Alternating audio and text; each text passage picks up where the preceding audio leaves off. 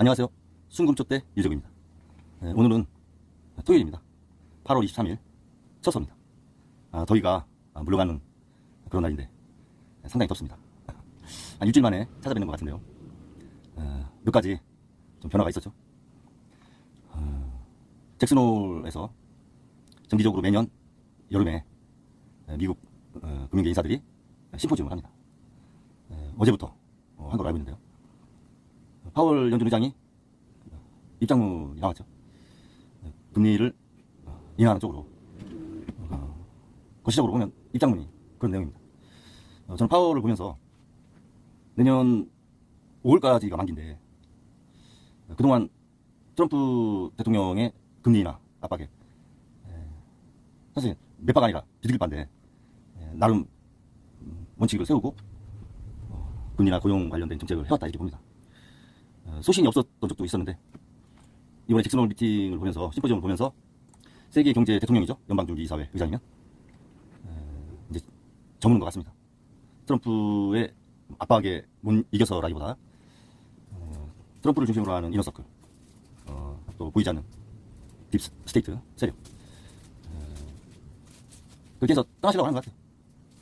좀 부정적으로 보면 세계 경제를 포기하고 떠나는 거 아닌가 이런 생각도 듭니다. 제가 쇼츠를 하나 올렸는데요. 갈릴레오 갈릴레이 파월 의장이 떠나면서 금리 인하를 한다고 이렇게 던졌지만 갈릴레오가 그랬잖아요. 다시 나오면서 그래도 지구는 돈다. 파월 의장은 그래도 관세 후폭풍은 있을 것이다. 그런 생각이 좀 들어요. 그래서 갈릴레오 갈릴레이라는 쇼츠를 올렸는데 참 트럼프 대통령이라고 하는 한 사람으로 인해서 세계 경제나 정치, 안보 여러 가지가 좌지우지되고 있는 거죠. 지금. 비합리적인 거죠. 어떻게 보면 세계 생태계 자체가 과연 그런 생태계가 안정을 찾으면서 무난하게 갈 수 있겠느냐. 저는 좀 비관적으로 봅니다. 결국은 세계 경제가 감당할 대가가 있겠죠. 침체라든가 공황급 그런 것들이 오를 수도 있다. 내년 11월에 중간선거가 상원 하원 선거가 있는데 그 전까지는 막을 수 있을 만큼 최대한 막았죠. 트럼프 입장에서는 주식시장이든 암호화폐 시장이든 뭐 자본시장 실물경제 관리를 아마 할 겁니다. 그래야 후반기도 트리플로 이렇게 갈 수 있는 상황이 되죠. 그리고 정권 재창출도 가능하고 그 사이에 미국을 제외한 뭐 브릭스라든가 EU, 일본, 또 한국, 또 캐나다, 멕시코, 인도 이렇게 국가나 블록별로 반트럼프 연대가 형성이 될 수도 있다고 봤습니다. 지금 뭐 인텔도 10% 지분이 산다는 거 아니에요? 보조금을 삼성 주는 거를 그러면은 지분 돌라고도 할 수 있는 거죠. 현대차도 마찬가지고 그런 식으로 해서 다른 나라의 회사를 지분을 획득하고 M&A를 한다? 좋은 말로 M&A지 그 약탈 아닙니까? 윤리적으로나 도덕적으로 볼 때 납득할 수 없는 거고 상도덕상도 이해할 수 없고 트럼프 대통령 자체가 부정선거로 자기가 바이든 대통령한테 졌고 그래서 의회가 시간이라고 하는 의회 난입 사건에 대한 주동 의혹으로 무려 46개의 재판이 있던 걸 연방대법원이 다 없애준 거 아닙니까? 그래서 대통령을 할 수 있는 거 아니에요?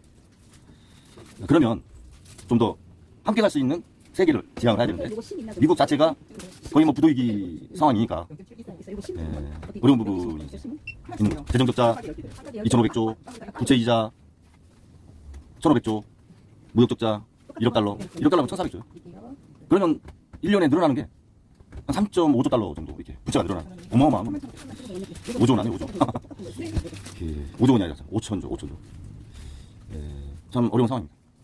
그런 상황에서 지금 한국의 상황을 한번 보면 작년 12월 3일 날 계엄을 해서 6개월 동안 무정부 상태에서 정치와 경제가 다 생태계가 안 좋은 상태에서 더 안 좋아진 상태고요. 모든 공동체가 본인들이 표현하지 못했던 것들을 다 표현하지 않습니까? 특히 노조.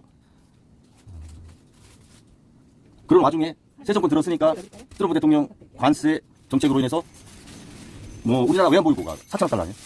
그 외환보유고액만큼을 지금 갖다 주는 거 아닙니까? 480조 투자하고 트럼프 에너지 수입하고 천연가스. 어려운 상황에 정치도 혼란스러워서 국민들이 거의 탈진한 상태가 됐고 국가 생태계도 완전히 무너진 상태. 그런 상태에서 경제는 동맹이라고 하는 미국이 그냥 마루수건 짜듯이 지금 짜는 거 아닙니까?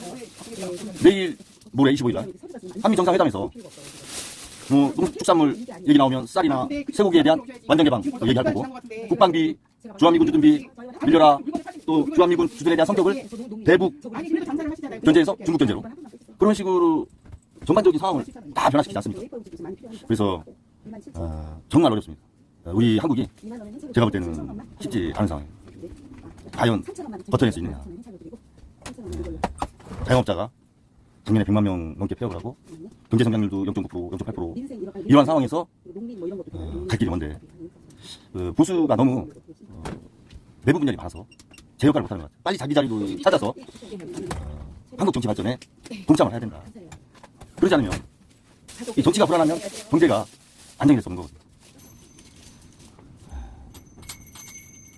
보수는 이념을 좀 재정립할 필요가 있어요. 어떤 사람을 중심으로 그 사람을 찬성하냐 반대하냐 지금 그런 상황이 아닌 것 같습니다. 저는 리버럴의 가치로 보수를 좀 이념을 좀 정립을 새롭게 하는 게 어떤가.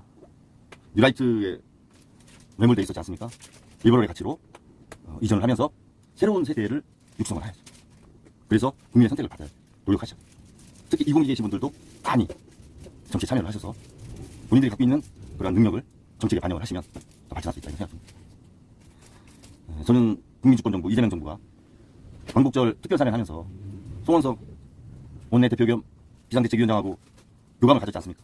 보수에서 좀 사면할 부분에 대해서 강훈식 비서실장하고 교감을 했었잖아요. 그러면 국방, 관세 부분, 대미 협상 부분, 노란봉투법 이런 부분에 대해서 대북관계, 대중관계 협치를 하셔야 돼요. 대화를 해서 보수 쪽에서의 생각을 잘 듣고 좋은 점은 받아들여서 합의점을 찾아서 협상에 나갔으면 더 좋았지 않느냐. 그런 생각 많이 갔습니다. 혼자 다 하려고 하면 안 돼요. 어렵습니다. 그리고 국회는 한 당만으로 갈 수는 없잖아요. 대화 소통하고 협치를 하고 국가의 큰 사안에 대해서 지금 관세라든가 대중관계, 대북관계, 대일관계 이런 큰 부분에 대해서 협의를 먼저 하고 방문길에 올랐으면 더 좋았을 것이다. 윤 정권 시절에 웨스팅하우스의 이명 계약, 코러스 계약 1월 17일 날 됐죠. 제가 그 방송에 올렸는데 1월 17일 날 저도 코러스 하면서 그때 구체적인 내용은 안 알려줬거든요. 같이 포괄적으로 공동 마케팅 형태로 가는 거로 아마 이렇게 계약이 된 거로 발표를 했는데 건당 뭐 1조 원, 로얄티나 부품 사는 거 그런 구체적인 건 몰랐던 거죠. 그러면 윤 정권에서도 야당하고 채권전에 협상을 하기 전에 웨스팅하우스하고 야당의 의견도 국회에서 물어보고 해서 최종 계약서를 했으면 지금 같은 혼란은 없었을 것이고 우려되는 국익 손실은 피할 수 있었지 않느냐. 그런 부분이 좀 아쉬운 거죠. 그래서 지금 이재명 정부도 보수 쪽 얘기도 듣고 야당의 얘기도 듣고 국회에서 많은 대화를 하시고 협치를 하셔라. 그러지 않으면 나라가 제대로 갈 수 있겠느냐. 그나마 봉화운동 지금 미국에 다 투자해야 되는 상황이죠. 거기다가 농산물, 소고기 뭐 이런 것까지 부분적으로 또 들어오게 된다든가 국방비를 뭐 1년에 60조 하는데 60조를 더하면 1년에 60조 돈을 어디서 말해요. 지금 13조 하고 추경 31조 한 거 가지고도 이렇게 난리인데 매년 국방비도 60조 원 있는다면 감당하겠습니까? 거기다 주한미군 주둔비가 9조에서 10조가 는다. 그럼 70조가 늘어야 되는데 그 돈을 어디서 말해요. 국민이 세금 내는 방법이 더 있어요. 기업하고. 그러면 내수나 기업이 유보율이 쌓이겠습니까? 재투자도 안 되고. 대화를 꼭 하셔서 협치하는 그런 정치 모습을 기대를 합니다. 그리고 한 가지 더 자본시장이나 주식시장을 활성화시키는 건 좋아요. 정책이나 제도로. 그러나 4천이다 5천이다 이렇게 목표를 정하는 거는 그건 사실 어려운 겁니다. 어떻게 목표를 정할 수 있어요? 주가지수. 그 약속을 하듯이 그렇게 하면 국민들이 오해의 소지가 있다. 그 정부 스스로 덫을 놓는 거예요. 스스로. 주식 내려오면 뭐 약속한 거 안 지킨 거 마냥 일반 투자자분들이 또 목소리 내면 또 법 개정해서 또 주식 올리고 연금으로 떠받치고 이렇게 하실 겁니까? 주시장 자체에 시장 기능으로 가는 게 맞는 거죠. 주식은 투자는 자신의 책임과 판단이에요. 그 문구를 국민들한테 꼭 말씀을 하셔야 돼요. 그리고 5천선을 공약이라고 하면 그거는 저는 조금 어려운 거다. 노력을 하겠습니다라고는 몰라도 5천선을 하겠다 이렇게 말할 수 없는 거거든요. 물론 더 갈 수 있고 덜 갈 수 있어요. 미래에 대해서 그렇게 얘기를 하면 일반 투자자분들이 오해의 소지가 있죠. 그렇지 않아도 파생상품 ETF 갖고 외국에서 얼마나 손실을 봤어요. 스스로 덫을 놓으면 안 된다. 정부가. 공약이나 제도가 스스로 만든 덫이 될 수 있다는 거죠. 잘못하면. 이런 말씀 드리면서 내일 모레 한미 정상회담이 국익을 지키고 또 실질적인 이득을 받아오는 그런 회담이 되길 바라면서 방송을 마치겠습니다. 감사합니다.